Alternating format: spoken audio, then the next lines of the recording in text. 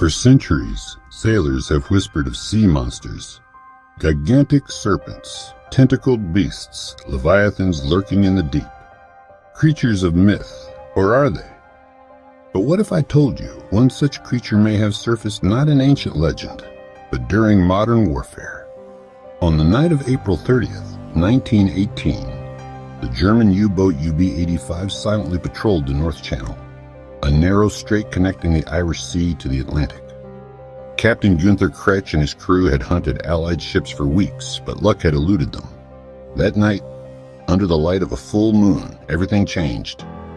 On the night of April 30th, 1918, the German U-boat UB-85 silently patrolled the North Channel, the narrow strait connecting the Irish Sea to the Atlantic. Captain Gunther Kretsch and his crew had hunted Allied ships for weeks, but luck had eluded them.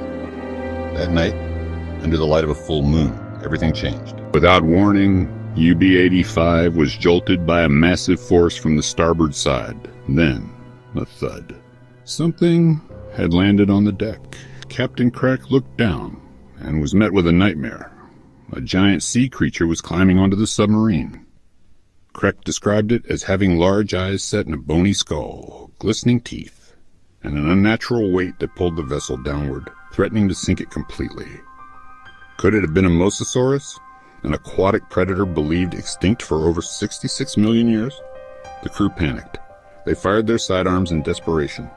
The monster, refusing to let go, clung to the forward gun mount, dragging the 730-ton vessel further beneath the waves. Only after being riddled with bullets did it finally release its grip and disappear into the abyss. At dawn, the damaged U-boat surfaced, exposed and unable to dive. The British ship HMS Coreopsis discovered the Germans on deck, arms raised, surrendering without a fight. When questioned, Captain Kretsch revealed the bizarre encounter. The British sailors were stunned, but skeptical. Had they just captured victims of a sea monster or something else? Decades later, in 2016, engineers from Scottish Power discovered the wreck of UB-85 resting 340 feet beneath the sea, right where Kretsch said it would be. Sonar revealed the submarine's intact body. But was the front deck damaged as Kretsch claimed?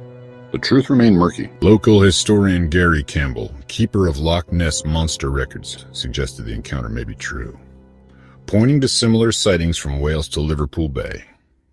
But skeptics like Peter Roper from British Power dismissed the story, calling it one of the most fanciful excuses of all time. So what really happened?